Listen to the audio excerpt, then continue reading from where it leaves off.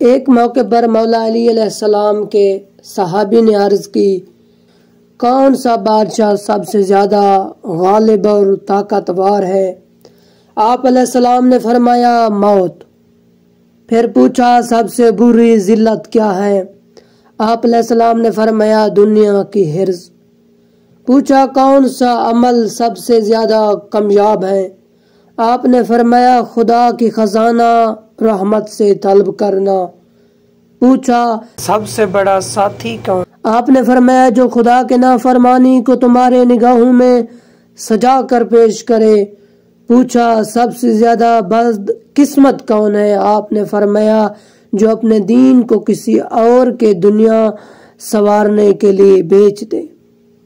آپ نے فرمایا تمہارا بہترین اور سچا دوست وہ ہے جو تمہارے اندر پائی جانے والے برائی پر تمہیں متوجہ کرے، تمہاری غیر موجودگی میں تمہارا دفاع کرے اور تمہیں اپنے اوپر ترجیح دے۔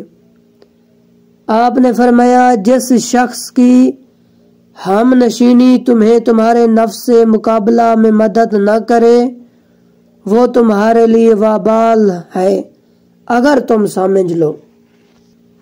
آپ نے فرمایا بعض اوقات انسان کا دشمن اس کے دوست سے زیادہ فائدہ مند ثابت ہوتا ہے۔